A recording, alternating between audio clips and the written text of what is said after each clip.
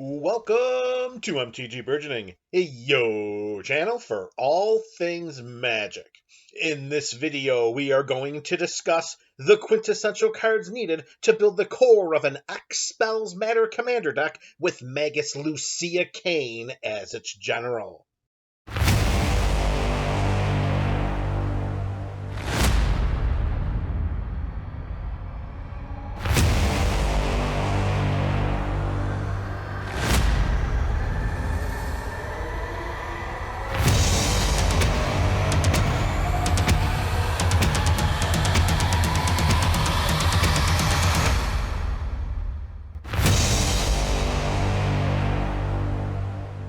Magus Lucea Kane is the secondary commander option from the Tyrannid Swarm pre-constructed EDH deck from the Warhammer 40k Commander product. Lucea is a 1/1 humid Tyrannid wizard for 1 and Temur colors. That's a green, a blue, and a red mana. At the beginning of combat on our turn, we put a +1/+1 counter on target creature. We can tap Lucea to add 2 colorless mana to our mana pool. When we next cast a spell with X in its mana cost, or activate an ability with X in its activation cost this turn, we copy that spell or ability. We may choose new targets for the copy. Note: the mana created by Lucea's mana ability does not need to be spent on the next spell or ability with X in its cost in order to copy it. That spell or ability will be copied even if that mana is spent on something else or not spent on anything at all. Our plan is to inundate the core of this build with various spells with X and their costs for the purposes of utilizing Lucea's copy ability. These X spells, alongside our general and a suite of other X-related synergies, will allow us to out-tempo and out-resource our overwhelmed opponents on the path to imminent victory. We begin the core of this build with a suite of cards that allow us to activate Lucea's ability multiple times in a turn. We can pay 1 and tap Mage Right's Stone to untap target creature that has an activated ability with the tap symbol in its cost. For the same activation cost of 1, Thousand Year Elixir untaps target creature. It also allows us to activate abilities of creatures we control as though those creatures had haste, which means that our general can enter the battlefield under our control and activate her ability during the same turn. Patriarch's Seal follows suit, allowing us to untap target legendary creature we control. It also taps for 1 mana of any color. We can pay 1 blue mana and tap Minamo, School at Water's Edge, to untap target legendary permanent. Each of these cards allow us to untap Lucea in order to tap her again, and each time we do during a turn, we copy our next spell or ability with X in its cost that many times during the same turn. Both Freed from the Real and Pemin's Aura provide the same multiple activation dynamic. We can pay a blue mana and untap enchanted creature with each of these auras. Freed from the Real also offers a tap enchanted creature ability, while Pemin's Aura has 2 other abilities that cost 1 blue mana. One giving enchanted creature flying until end of turn, and the other giving enchanted creature shroud until end of turn. For 1 generic mana, the creature enchanted by Pemin's Aura gets +1/-1 or -1/+1 until end of turn. Imagine using a pool of blue mana to pay the untap ability of one of these auras while it's attached to Lucea. Remember, each time we tap Lucea, we copy our next spell or ability with X in its cost during that turn. This is going to get out of hand very, very quickly. Speaking of getting out of hand, let's add Unbound Flourishing. Whenever we cast a permanent spell with a mana cost that contains X, we double the value of X. Whenever we cast an instant or sorcery spell or activate an ability, if that spell's mana cost or that ability's activation cost contains X, then we copy that spell or ability and we may choose new targets for the copy. Let's say we tap Lucea to activate her copy ability, and Unbound Flourishing is on the battlefield under our control. Now let's say we decide to cast Shivan Devastator. We pay 5 for its X cost. This triggers both Lucea and Unbound Flourishing. We want to put Lucea's trigger on the stack first, followed by Unbound Flourishing's. The Unbound Flourishing trigger resolves first, which doubles X from 5 to 10. Then Lucea's trigger resolves, copying the X=10 Shivan Devastator spell. We end up with two 10/10 Shivan Devastators with flying and haste. And we only invested 6 mana to cast the spell, 2 of which could have come from Lucea's own activated ability. Now let's say we decide to cast Stroke of Genius under the same set of circumstances as Shivan Devastator. Lucea copies the X=5 Stroke of Genius spell. Unbound Flourishing copies the X=5 Stroke of Genius spell as well. For 6 mana, we end up drawing 15 total cards, 2 of which could have come from Lucea's own activated ability. Yes, this build is already out of control. Pushing the out-of-control pedal to the metal, the value of our X spells is limited only by our mana resources. More mana equals a higher value for X. With that in mind, we are tasked with producing as much mana as possible.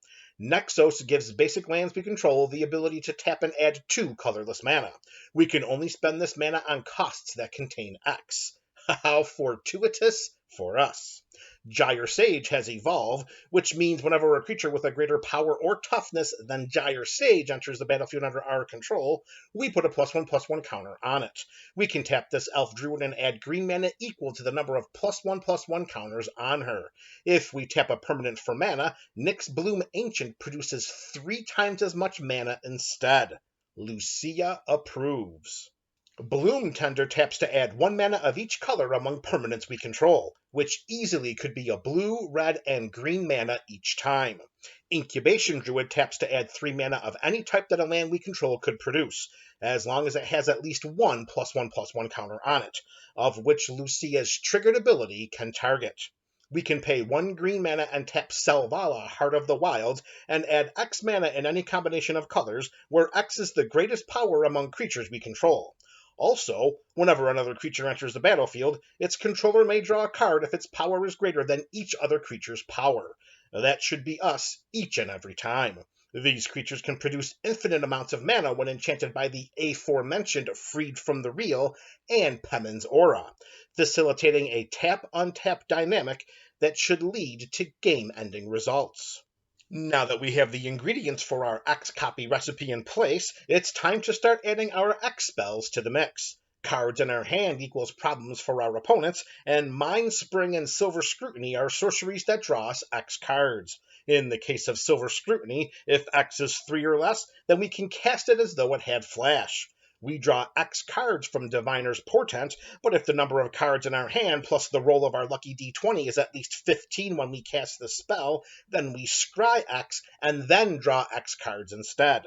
We also draw X cards from Finale of Revelation, but if X is 10 or more, instead we shuffle our graveyard into our library, draw X cards, untap up to 5 lands, and have no maximum hand size for the rest of the game.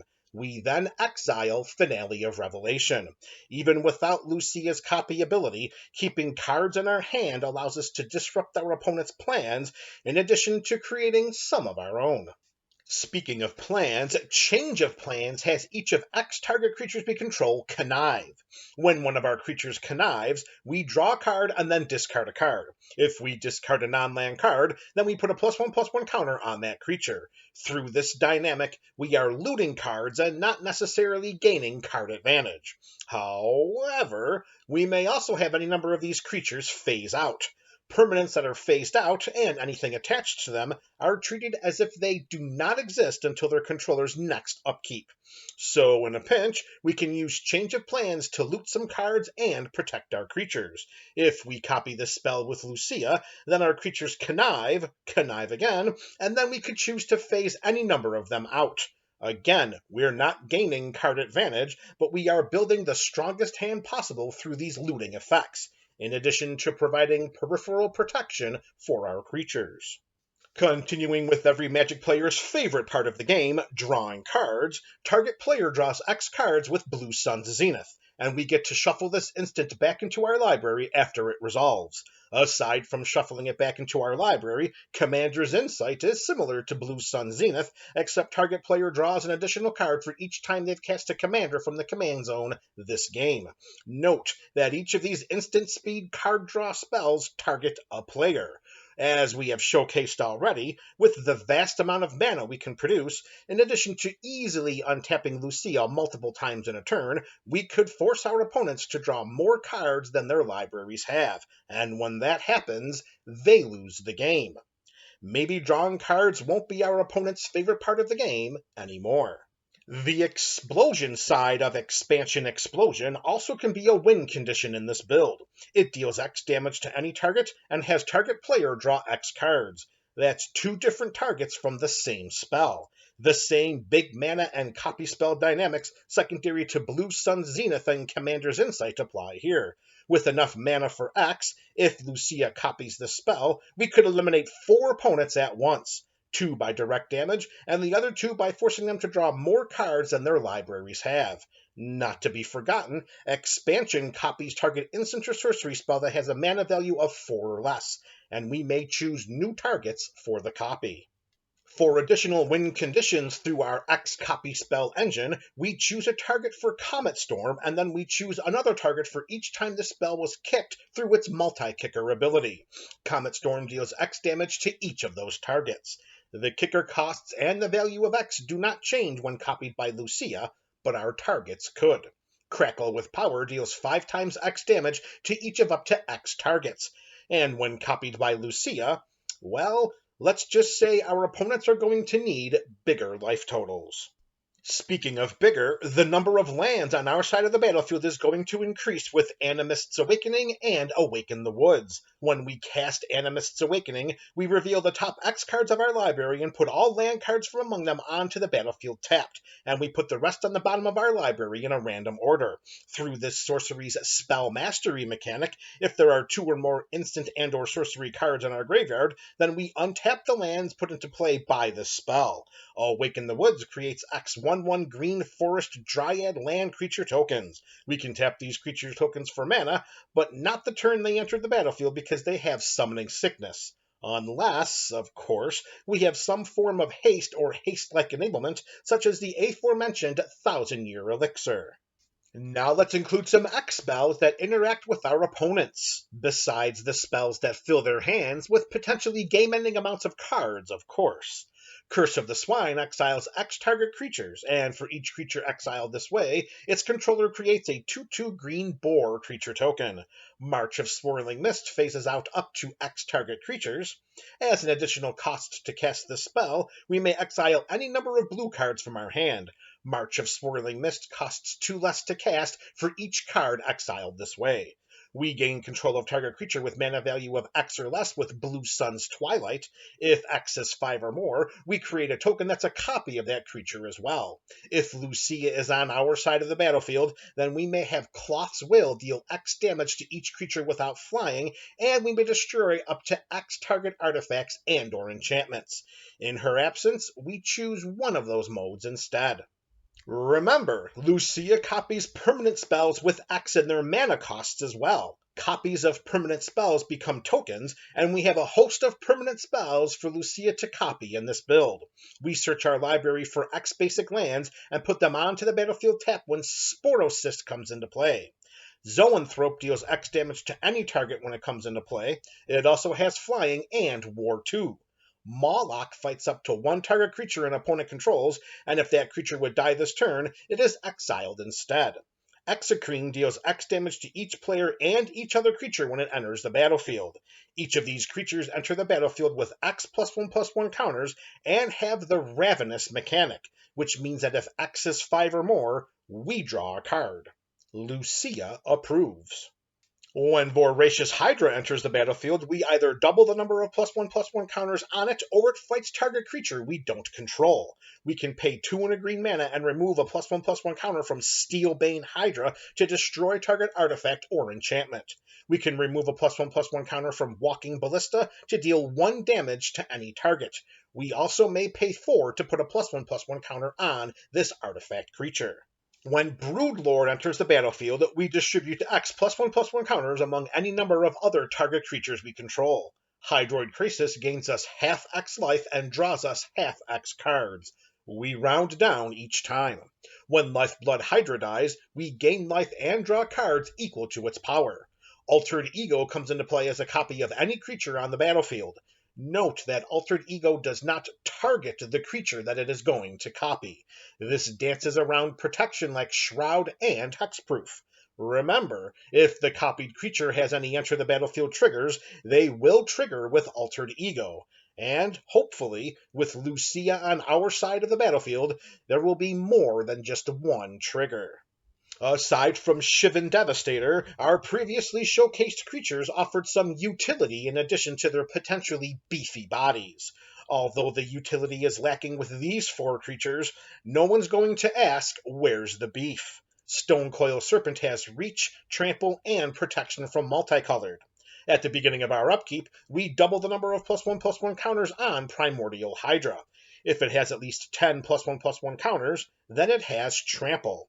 When Neverwinter Hydra enters the battlefield, we roll a d6 X times. We put a number of +1/+1 counters on it equal to the total of these d6 results. Its Ward 4 ability provides a layer of security secondary to our opponent's attempts to interact with it. Now let's close out this video with a slew of cards that synergize with and enhance our X theme. Roshin Meanderer taps to add 4 colorless mana, which only can be spent on costs that contain X. Whenever we cast a spell with X in its mana cost, we put 2 charge counters on Elementalist's Palette. We can tap this artifact for 1 mana of any color, or we can tap it and add a colorless mana for each charge counter on it. This colorless mana can only be spent on costs that contain X. If we put any number of +1/+1 counters on a creature we control, Hardened Scales adds another. Both Branching Evolution and Doubling Season double the number of +1/+1 counters put onto our creatures. Doubling Season also doubles the tokens created by Lucea's X permanent spell copying. Whenever a creature we control leaves the battlefield, if it had counters on it, we put those counters onto the Ozolith.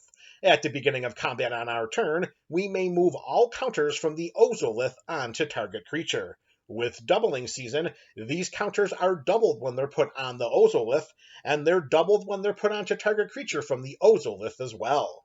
Other creatures we control with counters on them have flying and haste with Winged Hive Tyrant. Herald of Secret Streams makes our creatures unblockable as long as they have a +1/+1 counter on them. Each creature we control gets +1/+1 for each +1/+1 counter on it with Clemavis.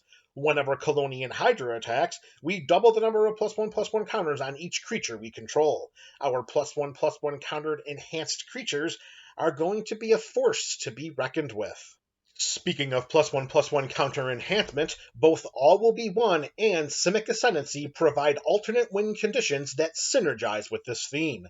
Whenever we put 1 or more counters on a permanent or a player, All Will Be One deals that much damage to target opponent, target creature an opponent controls, or target planeswalker an opponent controls instead. Whenever 1 or more +1/+1 counters are put on a creature we control, we put that many growth counters on Simic Ascendancy. At the beginning of our upkeep, if Simic Ascendancy has at least 20 growth counters on it, we win the game. As we have demonstrated throughout this video, we can throw around +1/+1 counters like nobody's business, making each of these enchantments a game-ending threat to our opponents. Rhythm of the Wild prevents creature spells we control from being countered and gives non-token creatures we control Riot, which means that our non-token creatures enter the battlefield with our choice of haste or a +1/+1 counter. Temur Ascendancy also gives our creatures haste, and we draw a card whenever a creature with power 4 or greater enters the battlefield under our control. Kiora, Behemoth Beckoner, has the same card draw ability as Temur Ascendancy, and she also has a -1 loyalty ability that untaps target permanent, which we could use to untap Lucea for the purposes of activating her X-copy ability again. Speaking of copy abilities, as a triggered ability, Twinning Staff copies a copied spell an additional time. We may choose new targets for the copy. Hopefully our opponents won't choose new targets for their Magic gameplay. This video provided a blueprint for building the core of an X-Spells Matter commander deck with Magus Lucea Kane as its general. Removal spells, disruption, ramp, and the land base can vary from build to build, and also are dependent on metagame preferences and availability. The cards discussed during this video are suggested options for crafting the core of an X-Spells Matter EDH deck, in addition to providing ways to optimize this theme. Let me know your thoughts about these recommendations in the comment section below. This is MTG Burgeoning, your channel for all things magic.